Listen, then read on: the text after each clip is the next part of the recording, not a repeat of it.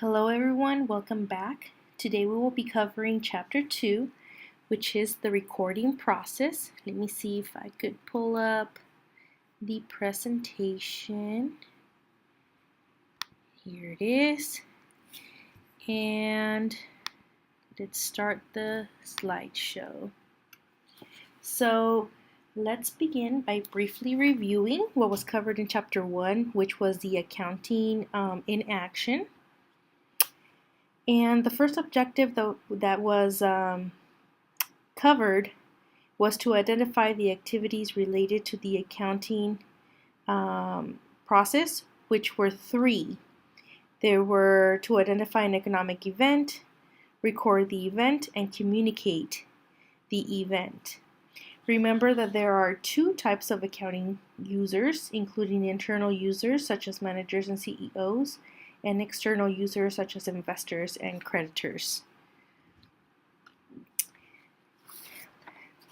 The second objective was to explain the building blocks of accounting, ethics, principles, and assumptions. In terms of ethics, we covered the Sarbanes-Oxley Act.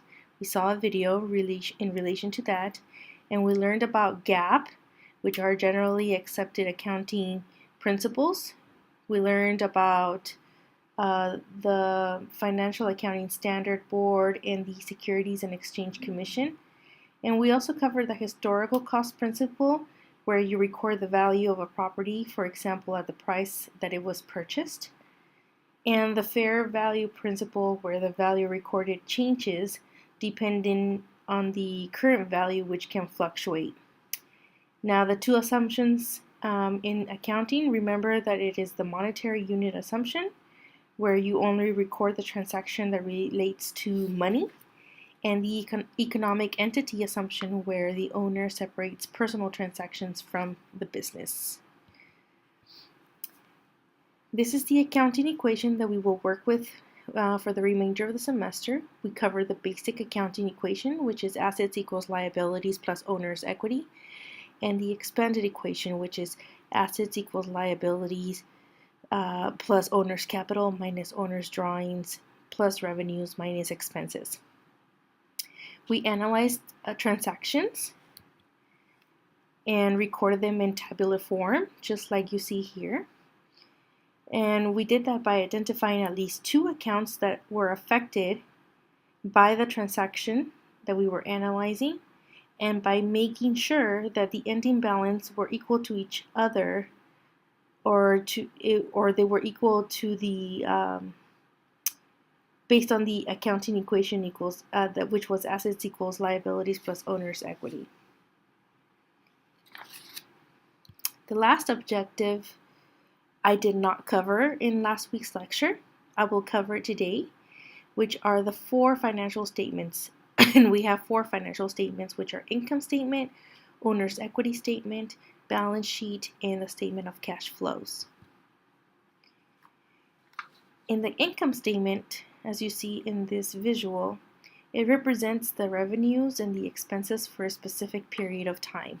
So we have the revenues up here and the expenses. It is very straightforward, and it shows that the revenues for a specific month or a quarter. In this case, is for the month ended September 30th, 2017. The second piece of information is the list of expenses, which is right here. In this case, the list consists of salaries and wages, rent, advertising, and utilities. Then you sum up the expenses and you determine the net income, which is right down here, or the net loss. If you are making money after you pay your expenses, then you will have a net income, as in this case, which is $2,750.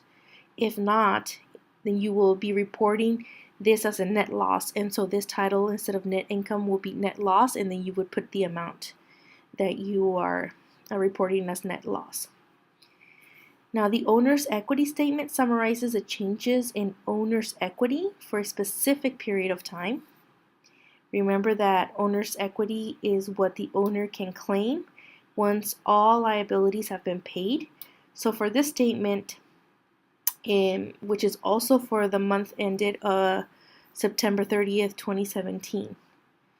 We report how much money was in the account on day 1. See, we have owner's capital on September 1st. There was $0 in the account. And then we add any investments. Remember that in your homework assignment, you added an investment because you were going to invest your own money into the business. This is what this represents, is $15,000. And then you add the net income from the income statement. And as you can see from this arrow, you see how the income statement relates to the owner's equity statement. You will just grab that net income or net loss and you will transfer it to this line.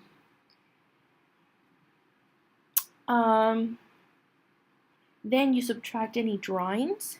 Remember that an owner can draw money to pay himself or herself for the month to pay the, personal bills.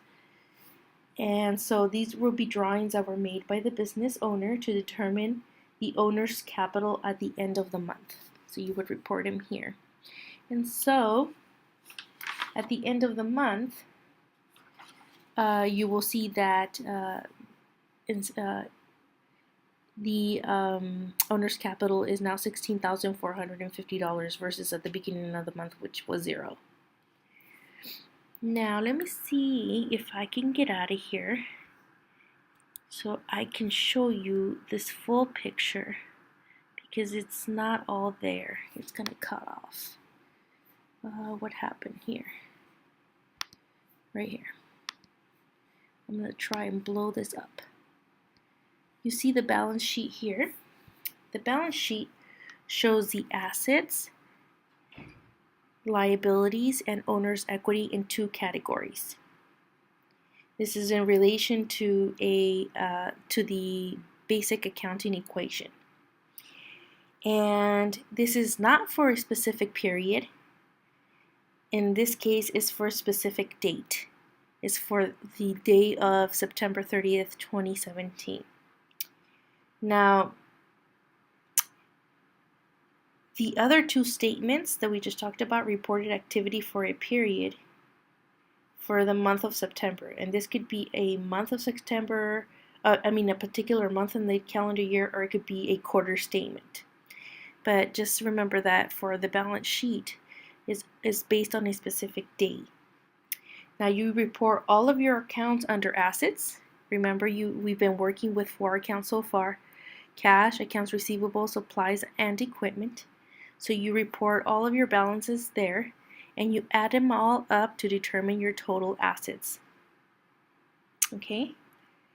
Then you list the liabilities and owner's equity right here to determine that total. So you're going to put in your category liabilities and any accounts that are under there. You're going to see that right now we're working with accounts payable, and then all of your categories under owner's equity, which in this case is owner's capital. Okay, and you determine the total. And as you can see, it follows the accounting equation: assets equals liabilities plus owner's equity. So that will tell you that these 2 numbers need to be equal, okay? Now, they must be equal, otherwise something is wrong, okay? The last statement, and also too, you notice that owner's capital, you already determined that up in owner's equity, so that is in relation there. So every time you have to do a balance sheet and you have to draw in your owner's capital and you've done your owner's statement beforehand, just make sure you drop that value down here so you don't have to redetermine that. Now, the statement of cash flows is the last one, and this reports information about cash receipts or cash inflows and cash payments or cash outflows. This is reported in 3 categories, and you can see it here. You have the cash flows from operating activities, you have the cash flows from investing activities, and you have the cash flows from financing activities. And the goal of this document is to report the cash flow at the end of a period. In this case, it's also the month ended on September 30th, 2017. Okay, and you report that down here. So notice that all of these statements except the balance statement, the balance sheet, is the only one that reports for a specific period. The rest of them, for a specific date. The rest of them report on a specific period. Okay? And that is all we learned in chapter 1. Let's go back here. So you learn in chapter 1 how to analyze business transactions in terms of the accounting equation, and you learn to present the effects in tabular form. Okay, so let's go back. Now, the tabular format that you learn in chapter 1 is a basic way of recording accounting transactions, and can be a method that you can adopt if you have a small business. However, ask yourself this: what about if your business is growing and the number of transactions per day are in the hundreds or even thousands?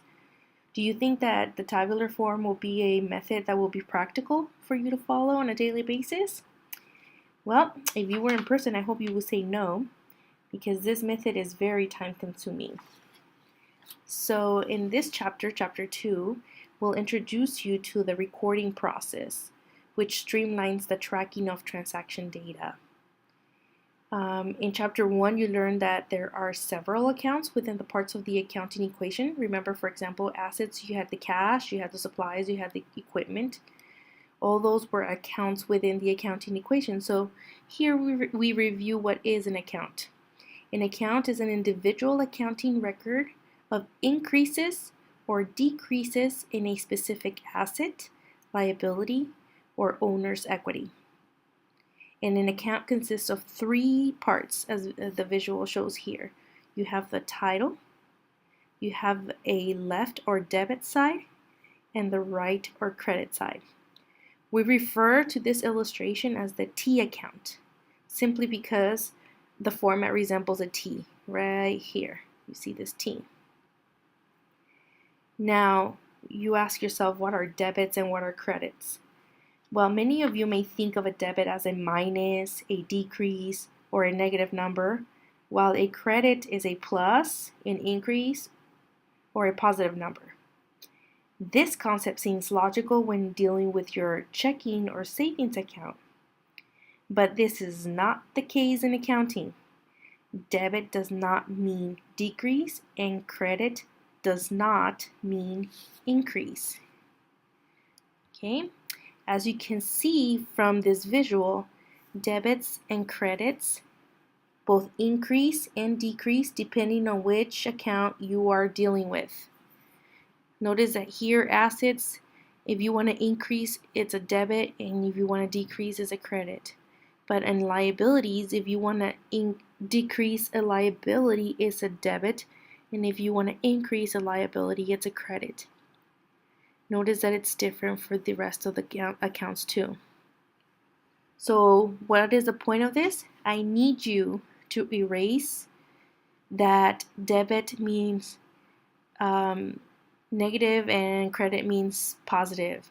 I need you to erase that from your brain and only remember that debit is the left side and the credit is the right side of the account.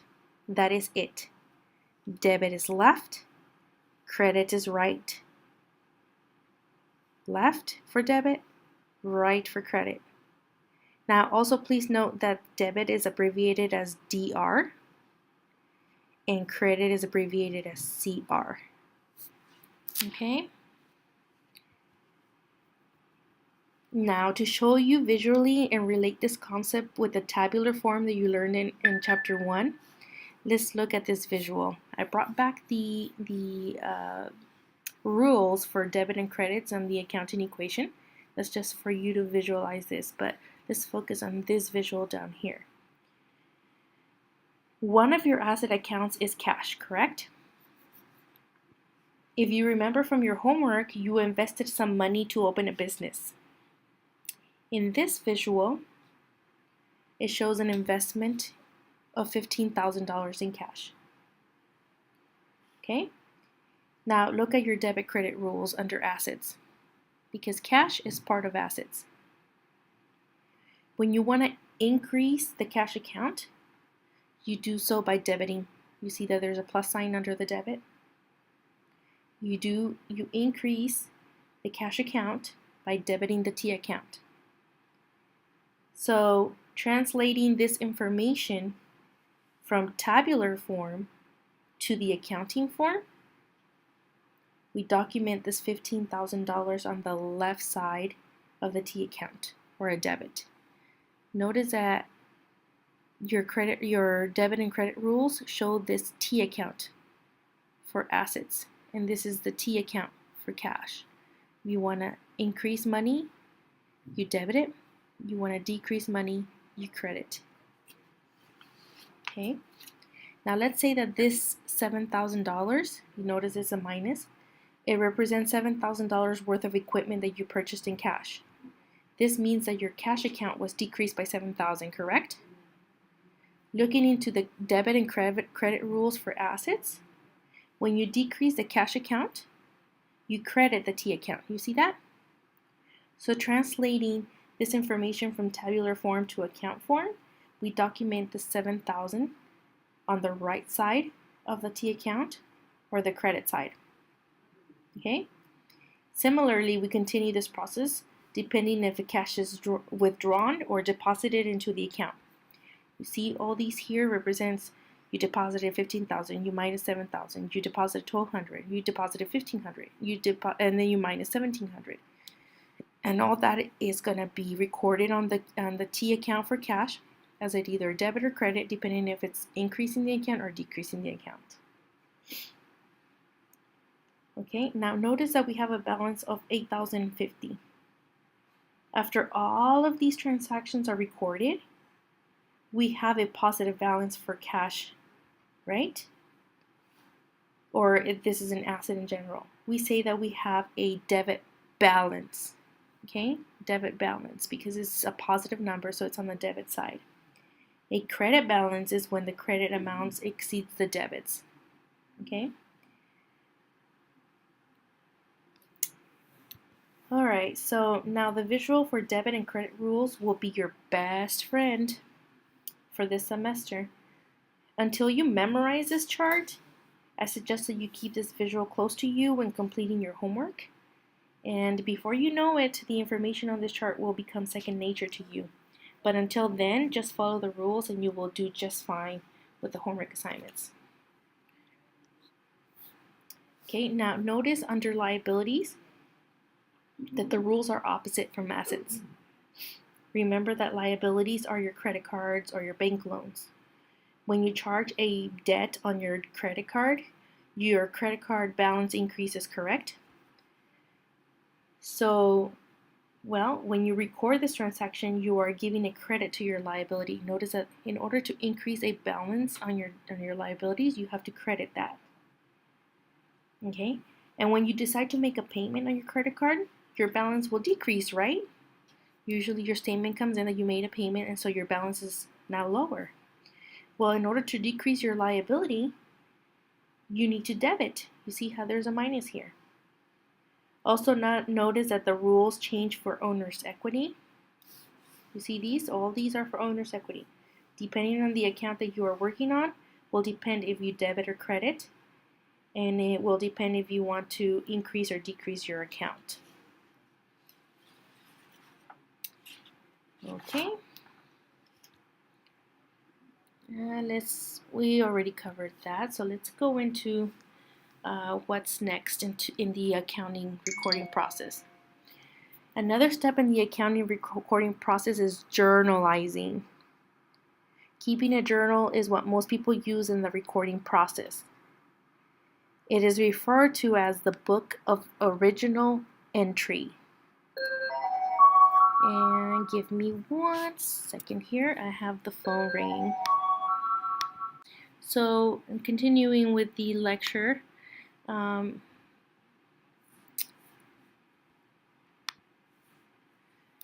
the next step in the accounting recording process is journalizing. Keeping a journal is what most people use in the recording process, and as I said earlier, it is referred to as the book of original entry. And the journal shows the debit and the credit effects on specific accounts. So the journal makes the following contributions to the recording process. It discloses in one place the complete effects of a transaction. It provides a chronological record of transactions, and it helps prevent or locate errors because the debit and the credit amounts for each entry can be easily compared. Okay, and so let me put this in the slideshow. This visual shows a complete journal entry, just as down here. You have the date of the transaction, the account titles, and the amounts to be debited and credited. And one thing you notice is that the first line is not indented. This is the first transaction here for equipment. But the second line is indented, the line for cash. When you journalize, you will always enter the debit first. Remember, you will determine which one, depending on which account you're dealing with, if it's a debit or a credit. Every time you journalize, the first line should be what you are debiting first, which is not indented, and the second line will always be the credit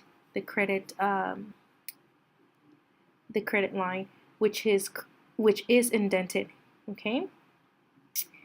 After each transaction, you would add a brief description, which is right here in parentheses. And this brief explanation will include clear information that will inform the accountant what the transaction was for. Then, of course, you have the debit and the credit columns. So, in summary, the journal is a place to record all transactions in the business in chronological order. Okay. Now, from the general journal, this is the general journal, another visual. This is for September 1st, and notice that there's a debit for cash first and then a credit for owner's capital, and you know that is a credit because it's indented. From the general journal, we then transfer the journal entries to the ledger accounts, and these bottom ones are the ledger accounts. This is called posting. And this visual clearly shows how to transfer a general entry to the ledger. Basically, what you are doing is separating the transactions and posting them in the appropriate account, whether it's cash or liability. In this case, it's cash and owner's capital. Okay, one extra component of the ledger is a column for balance. Okay, and basically what you're going to be doing is for each line that you post here in the ledger, you're going to find what that balance is. Whether it's adding cash into your account, that you put what that balance is. If you're going to be deleting money from or taking out cash from your account, then you're going to put it in as a credit, and let's say it's $2,000, then your new balance is going to be $13,000, and so on. Okay, so let's put all this information into perspective. From this visual, we can see what we learned in Chapter 1. We have a description of a transaction that needs to be recorded. It says that the asset cash increases $10,000 in owner's equity. Here's a transaction. I'm reading the basic analysis.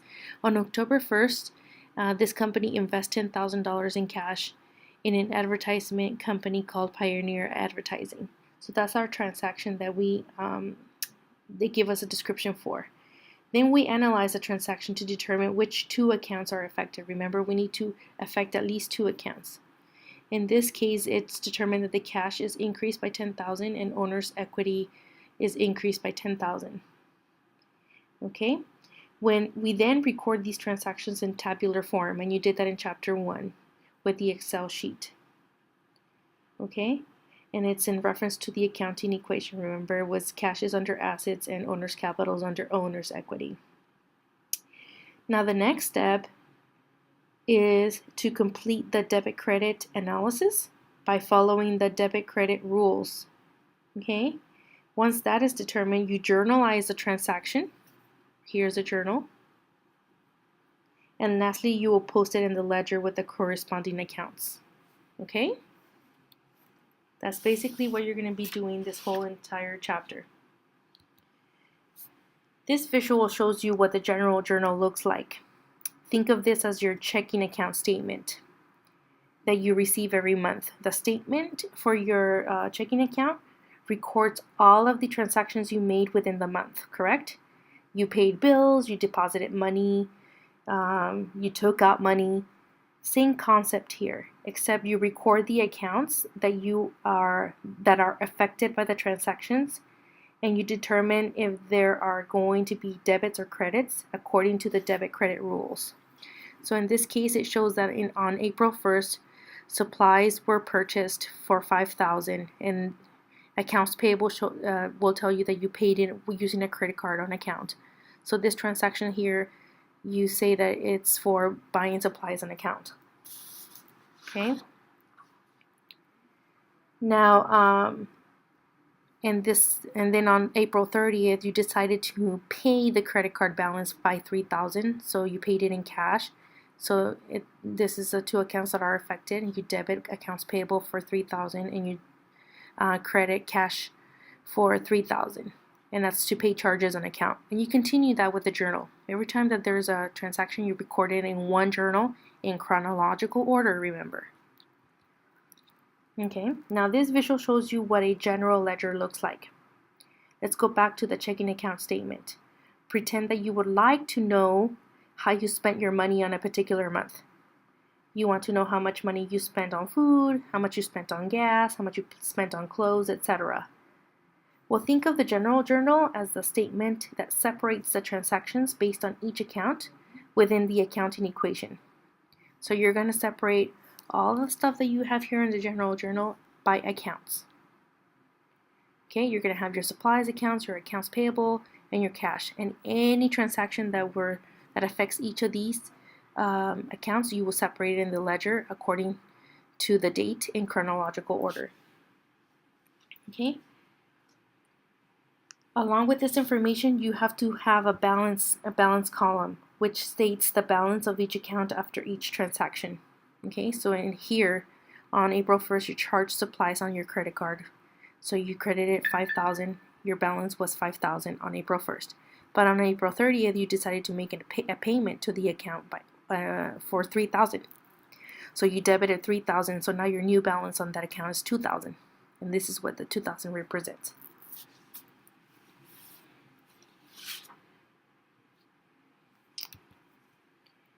So how do you know if you recorded everything correctly? One way to check is by completing a trial balance. This is what a trial balance looks like.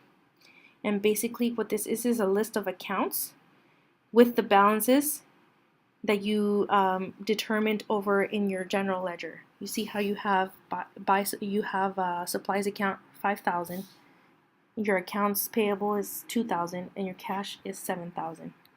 All you do is transfer it to your trial balance. So basically what this is a list of accounts with the balances, and the balances will be recorded on either the debit or the credit side, depending if there's a debit or credit balance. Remember that a debit balance is when the total of debits, the total of debit amounts exceed the credits, and likewise a credit balance is when the credit amounts exceed the debits.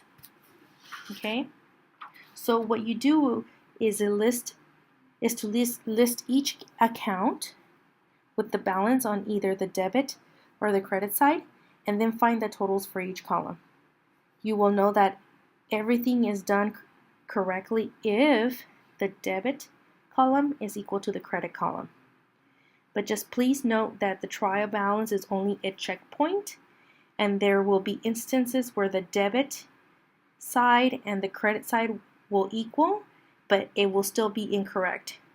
This may happen if a transaction is not journalized, or when a correct journal entry is not posted, or when a journal entry is posted twice, or when incorrect amounts are posted.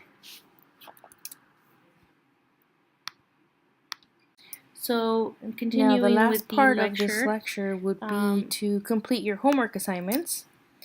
And in order for you to know what to do, I'm going to provide you with a little example. Recording process is journalizing. Keeping a to journal help you is visualize what what you you need to complete for your homework process, and assignment as I this said week. earlier, it is referred to as the book of original entry.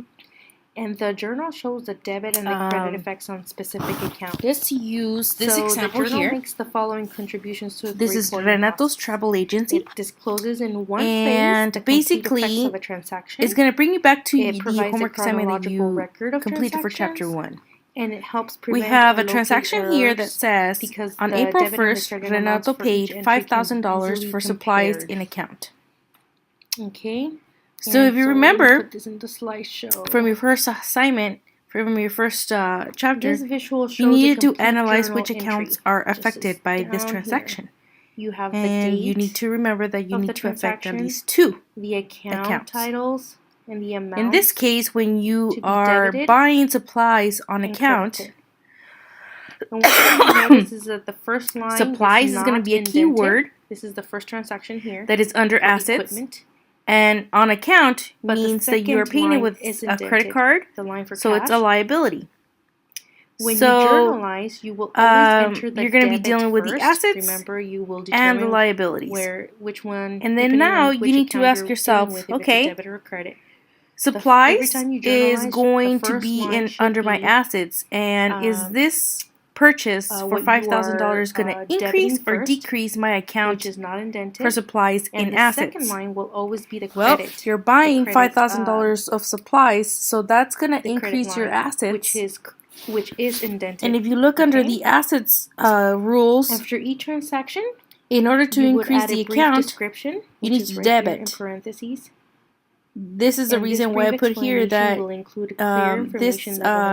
need to increase supplies or debit for $5,000 since this is an asset. You have the debit and the credit column. Now the other part of this transaction is a place to record you're going to charge it to your credit card, so it's going to be order. Under accounts payable, which is part of your liabilities. Now from the general journal, this is and you're going to be charging to your credit card, which is going to increase the amount that you owe on that credit card. So if you notice, if you want to increase liabilities, it's going to be a credit, which is the reason that I put here. From the general you increase journal, accounts payable or your credit for $5,000 since this is a liability. Bottom ones are the ledger accounts. So how do I transfer that? So posting. We worked on Chapter 1 with the tabular form, and I showed you an example earlier in the lecture on how to convert that into the account form. What you are doing is and so what we're going to be doing here is using these T's accounts and have one for each of the accounts that are affected. In this case, it's supplies and accounts payable. In this case, it's cash and owner's And we capital. determined that in the supplies account, you're going to increase the account, so you're going to debit. Extra component of and remember, debit means left. Or balance. So you're going to be adding the date and basically of the transaction on the debit side and adding $5,000 on the debit side find what that balance or the left side. Whether it's adding cash. Okay, now when you are increasing accounts payable, we determined that increasing liabilities is a credit under accounts payable. So we go to the T account that's under accounts payable, and the credit is on the right side. So we write that transaction date for April 1st for $5,000 on the right side or the credit side. From this visual, and that's all you do. What we learned in Chapter 1. Now, the next transaction says on April 30th, Renato made a payment for $3,000 for the supplies charged on account earlier in the month. So now this means that at the end of the month, Renato decides to make sure that he wants to submit a payment to his credit card balance so it could be decreased. In an advertisement company so called Pioneer Advertising. It's going to be affecting our accounts payable account and our cash account. It's going to affect cash because we're going to be paying this credit card with cash money. Two accounts are affected. Remember, we need to affect at least two let's look at accounts payable. Accounts payable is part of a liability, and we're going to decrease the amount, right? We want to make sure that the balance goes from $5,000 to $2,000 because we're going to make a $3,000 payment. And in order for us to decrease the amount under liabilities, you have to debit. The accounting equation, remember, was cash right? under assets under the liabilities. Under owner's equity. And debit is on the left side of the equation. Now the next or the left side of the T account. To complete the debit credit so we're going to record analysis that on the debit side on April 30th.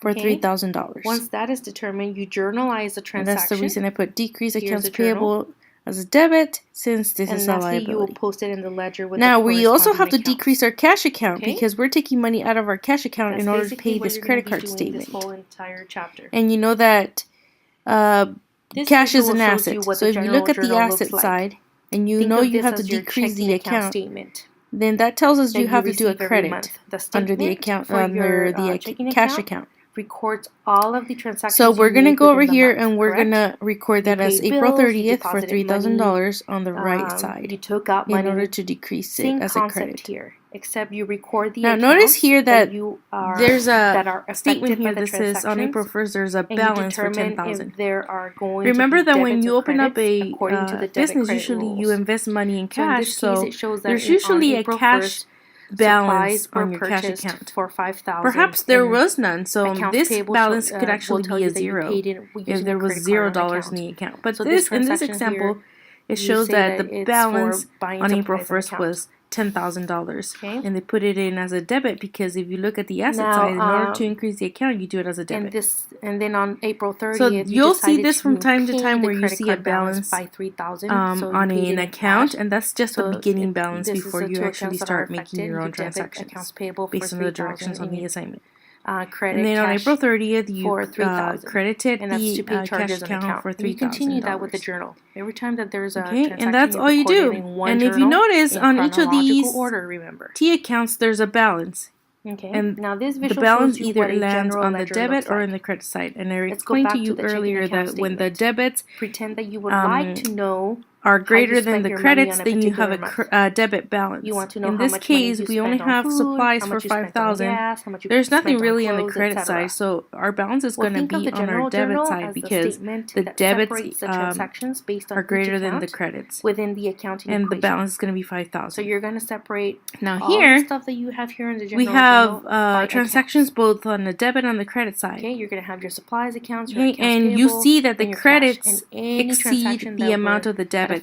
When the credits increase are greater than the amounts of the debits, we have a credit balance, which is the reason why we have a balance on April 30th Along for with 2,000. this information, you have to have and the way we end up with 2,000 is, remember, we charged $5,000 in supplies, and we made a payment for $3,000, so our new balance is going to be $2,000. Supplies on your credit card. And the same thing for cash. We started with a balance of $10,000 on April 1st. Then we took out $3,000 in the cash account to make the payment for the credit card. So you debited as a credit, $3,000, so now your and new if you balance see on the that account is debits $2,000. are greater And this is than what the 2,000 credits, so we're represents. going to have a debit balance, and in this case is 12,000. And the way we came up with that is 10,000 that we started. So how do you know we took if out you 3,000, everything correctly? we end up with 12,000. One way to check this is the first part of what you will need to know for your homework assignment. Balance looks like. Now the next, you'll see in your homework assignment that you need to be journalizing with the balances. So based on these steps that we took here, we're going to journalize. And remember that a journal is where you record every single transaction in one place and in chronological order. Your cash is $7,000. We bought supplies for $5,000. Your trial balance.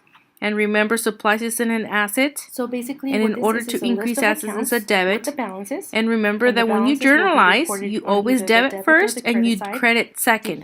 If there's the debit is not indented, and the credit is indented. Is when the total. And what I mean by indented is that it's shifted a little bit to the right. See how there's a space here. The total debit amounts exceed the credits. And so when you journalize, you're going to journalize the transaction.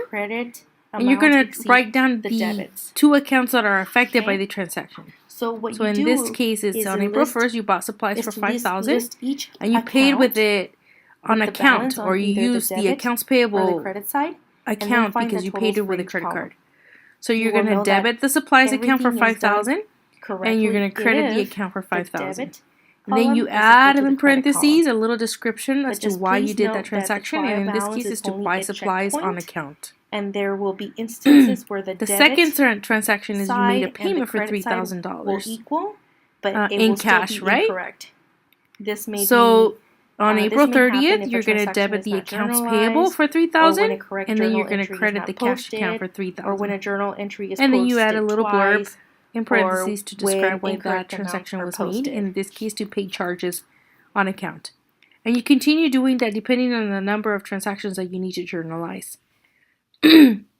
Once you finish with the journal, and remember, a journal is like your credit card statement where everything that happened throughout the month, you record it there in chronological order. But then now you want to separate it based on each account, right? So that's where the general ledger comes in. You're going to take all of these transactions and separate them and lump all the supplies transactions together, and then all the accounts payable transactions in another category. So here we're going to have the supplies account, the accounts payable account, and the cash account. For supplies, if you notice in all of these on this general journal, there's only one transaction that's related to supplies, which is the first one. I don't see another supplies account after that. That's the reason why in the supplies account here for the general ledger, there's only one transaction. That happened on April 1st. That was to buy supplies, and it was done by debiting $5,000. And then you're going to record the balance for $5,000 for that line. And then since there's nothing else to really apply here, you bring down the balance at the bottom, which is $5,000. Now you go for accounts payable. And you go back here. And you see that accounts payable is actually affecting two transactions. One here, which is a credit for $5,000. And another one here, which is a debit for $3,000. And they're on two separate dates, April 1st and April 30th. You're going to take those two transactions and record them under the accounts payable area. So on April 1st, you charge supplies on the accounts payable account for a credit of $5,000, and the balance was $5,000. And on April 30th, you made a payment on that account for $3,000 as a debit, so your new balance is going to be $2,000. How did I come up with that? Well, when you bought supplies and you charged them on account, your balance was $5,000, but then you made a payment for $3,000 as a debit, so now your new credit card balance is $2,000. And those are the only two transactions that affect that account, so you are done with this account and you bring down the balance as $2,000 at the bottom. Lastly, you do the same thing for cash. Cash, you see here that it was made, there was a payment here for $3,000 as a credit. Okay? And we also had a balance. Remember we had that balance here? We began with $10,000. Gotta make sure we put it in there. So this is the reason why we have two things here. We have a balance on April 1st that began as a debit for $10,000. And then on April 30th, we made a payment on accounts payable. So we took out cash as a credit. And our new balance will be $7,000. And since this is it for all the transactions, then you bring down the balance at the bottom. If there were more transactions that were related to supplies or accounts payable or cash, then you would see more transactions in this page as well. Okay? It all depends on the number of accounts that are affected based on your analysis. Now you're going to be checking to see if you're doing everything right by doing a trial balance. And remember, a trial balance is just taking the balances on each of these accounts on the ledger and putting them all under one table for easy viewing and access. We have cash, supplies, and accounts payable. And remember that when the debits are greater than the credits, then you have a debit balance and you put it on the debit side. And when your credits exceed the debits, then you have a credit balance and you put it on the credit side. In this case, our cash balance was $7,000. Whoops. What happened here? Let's go back. In this case, we have what happened here? In supplies, we had a debit balance of $5,000. So we put in a debit debit balance for supplies. Then we had an accounts payable balance for $2,000 on the credit side.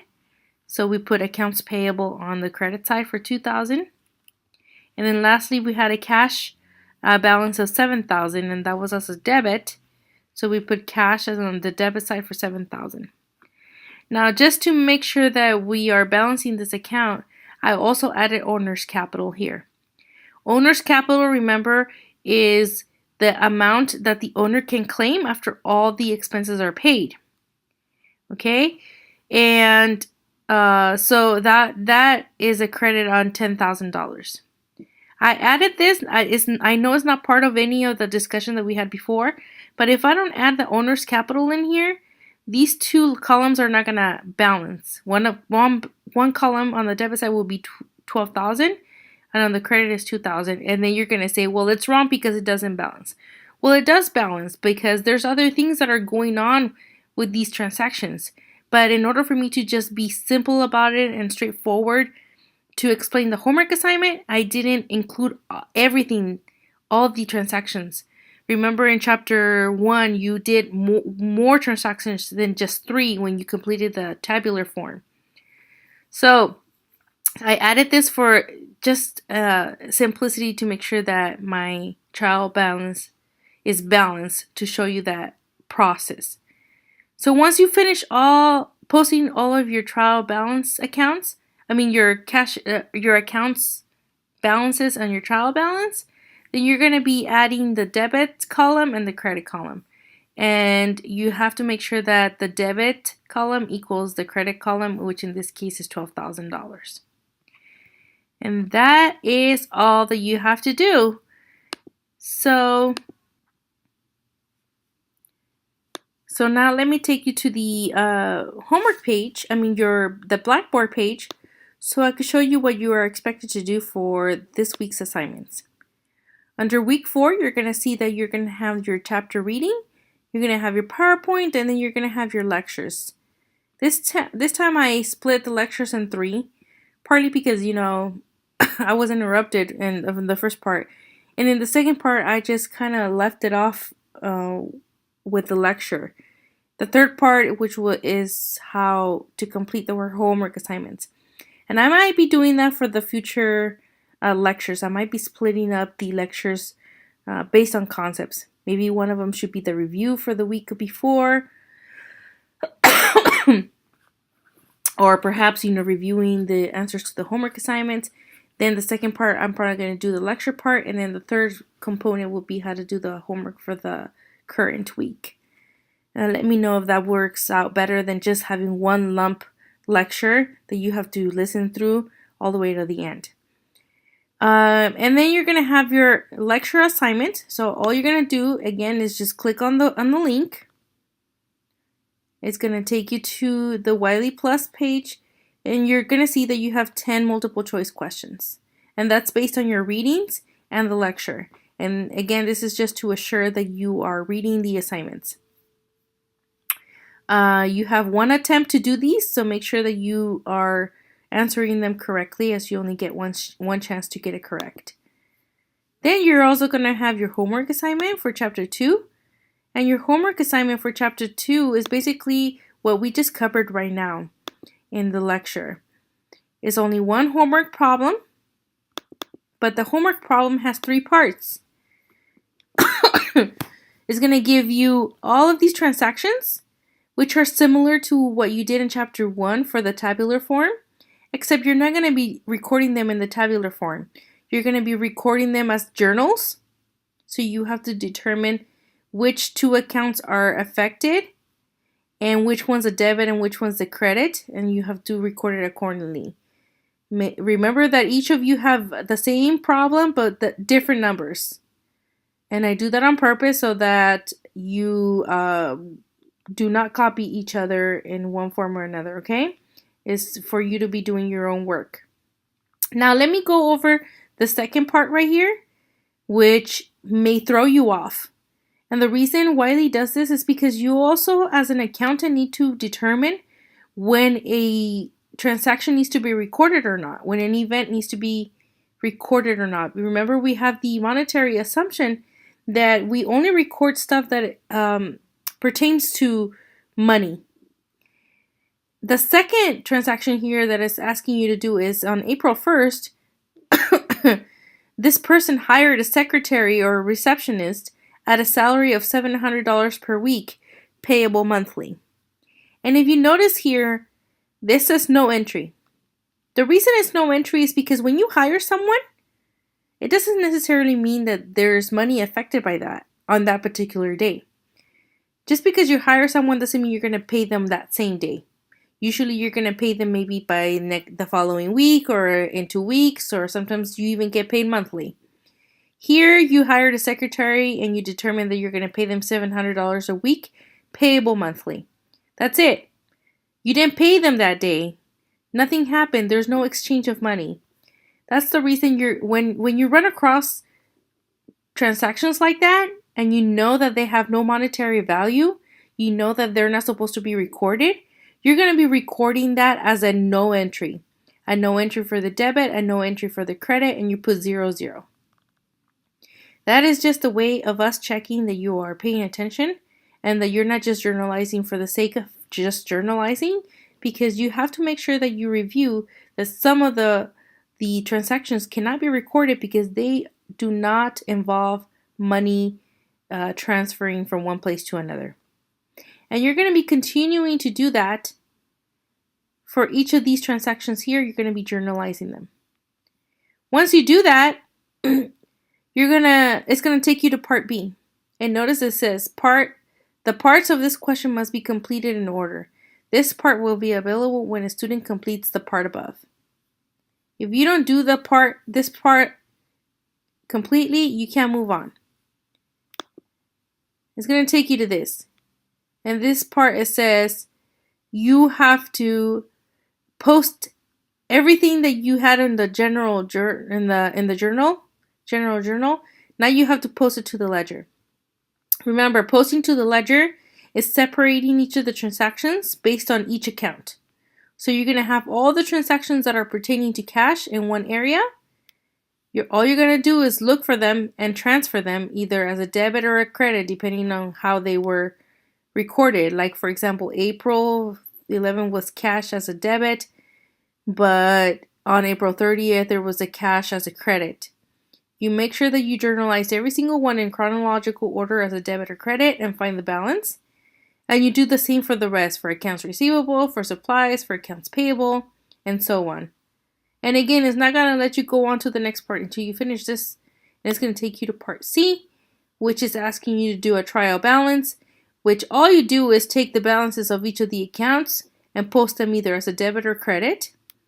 Then you find the balance on each of the columns and you make sure that they balance by having the same amount. And that's it for your homework assignment.